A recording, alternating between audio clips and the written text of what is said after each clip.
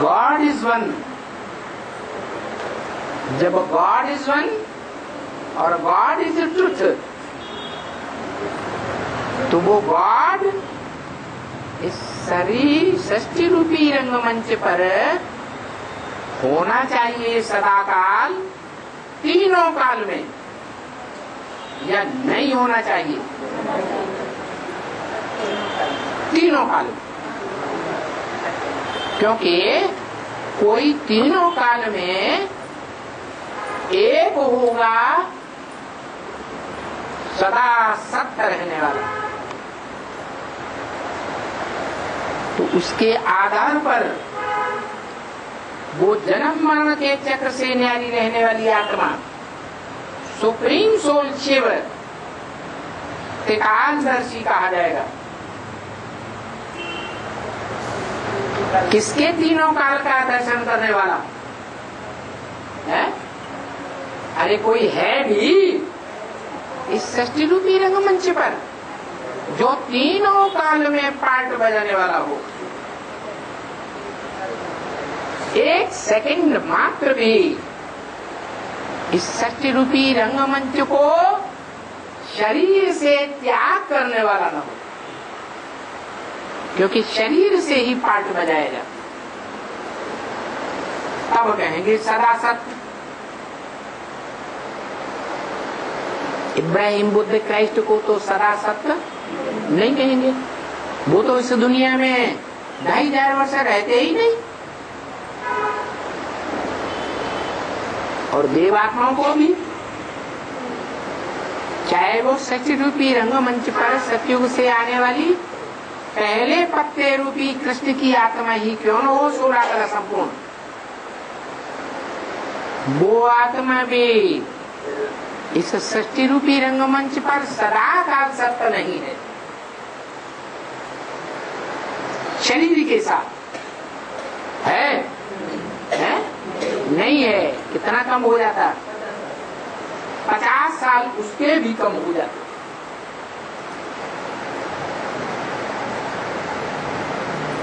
जब 50 साल कम हो गए तो उसके आधार पर त्रिकालदर्शी की गणना नहीं की जा सकती। त्रिकालदर्शी की गणना तब ही की जा सकती है जब कोई आत्मा तीनों काल में आत्मा और शरीर के साथ पार्ट बजाने वाली मौजूद रहे, तो वो त्रिकालदर्शी कहा जाएगा। नहीं तो वो त्रिकालदर्शी हो ही नहीं सकता।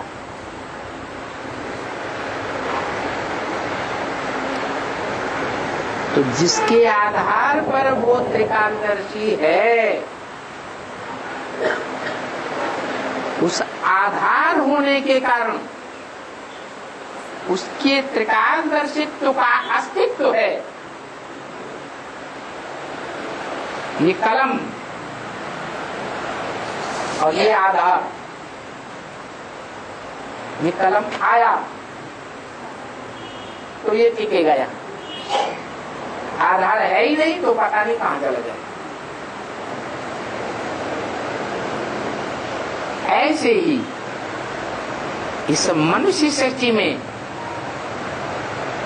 ये धरणी रूपी माता जीव मात्र का आधार है। जड़ धरणी भी है और परा प्रकृति रूपी परे से परे स्टेज में रहने वाली प्रैक्टिकल चैतन्य धरणी भी है।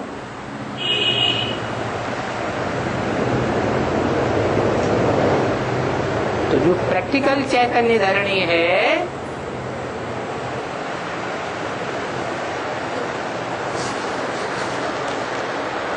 वो दो रूपों में है।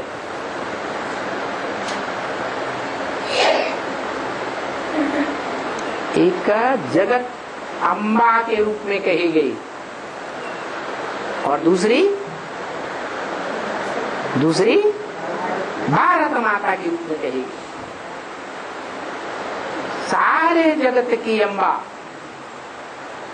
जिसके लिए बोला कि जगदम्बा तुम्हारी सर्व मनोकामनाएं पूरी करने वाली है, अच्छी हो या बुरी हो।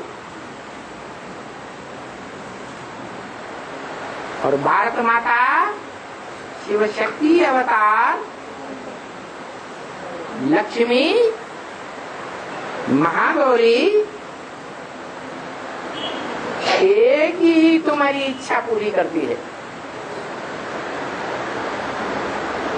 इसलिए दीपावली पर उसकी पूजा होती है विशेष। किसकी पूजा होती है? लक्ष्मी की। उस लक्ष्मी के भी दो रूप हैं, एक दैहिक रूप जड़त्वमयी आत्मा। कैसी जड़त्वमयी? सुप्रीम सोल बाप के साथ लंबे समय तक देह और देह की इंद्रियों के साथ सुख लेने का पार्ट बजाने वाली, सबसे जास्ती सुख लेने का पार्ट बजाने वाली सुप्रीम सोल बाप के पार्ट को भूल जाती है।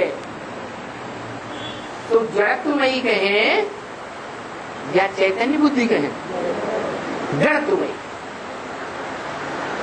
और एक आत्मा वो है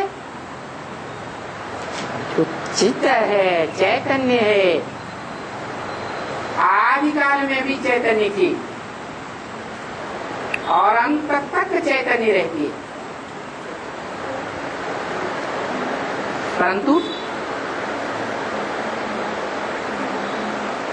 जब माताओं के रूप में पाठ बजाने वाली जो भी ब्रह्मा नामधारी माताएं हैं, उन माताओं के बीच में जो परम ब्रह्म है,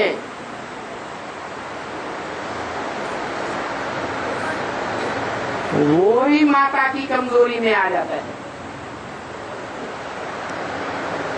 माताओं की क्या कमजोरी है?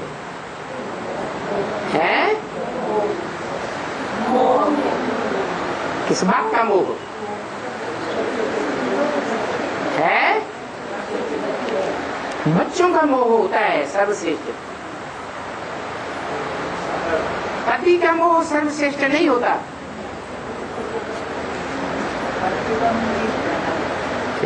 पकड़ा गया।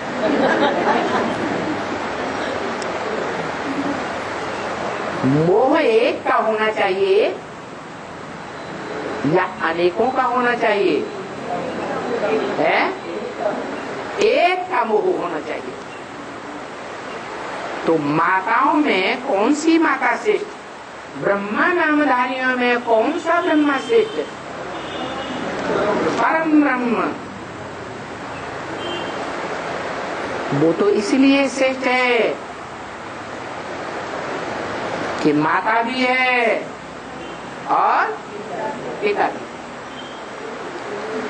एक ही पर्सनालिटी, एक ही व्यक्तित्व, एक ही शख्सियत है जो माता के रूप में पार्ट बजाती और पिता के रूप में भी पार्ट बजाती। माता और पिता दोनों का सार है क्या? माता जो धरणी के रूप में बड़ा रूप धारण करती है,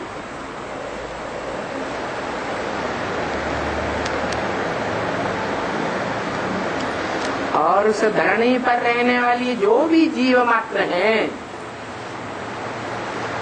प्राणी मात्र हैं, उनका आधार तो है,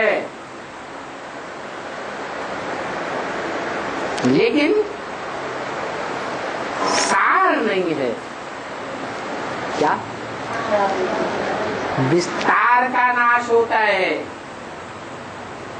सार का कभी नाश नहीं होता। साइंस में भी सार को कहते हैं एलिमेंट। क्या कहते हैं? एलिमेंट। जैसे भारतीय सभ्यता में पंचभूतों को कहा जाता है, पृथ्वी, जल, वायु, अग्नि, आकाश, और पांचों तत्वों का सार।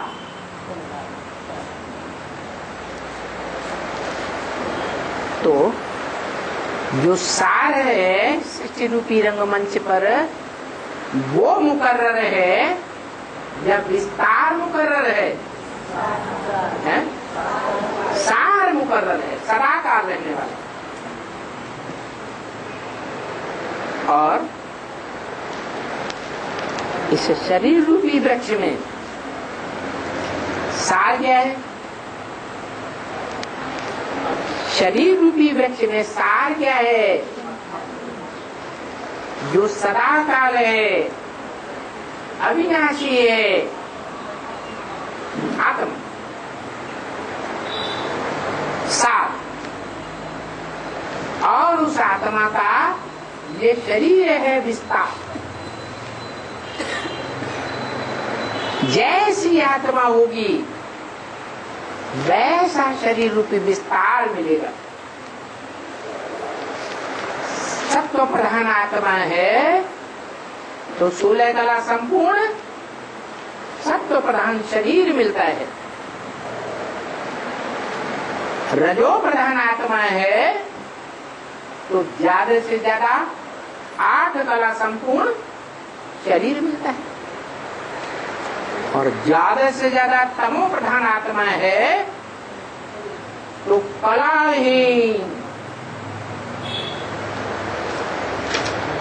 एकदम अज्ञान अंधकार में डूबी हुई। कैसा रंग? अज्ञान अंधकार का रंग कैसा? एकदम काला ग्रेनाइट पत्थर।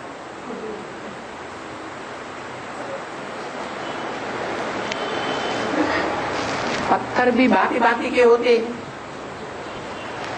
जैसे पत्थर बुद्धि आत्माएं भांति भांति की होती हैं, वैसे पत्थर बुद्धि आत्माओं के मानिंद पत्थर भी भांति भांति। एकदम कड़क पत्थर,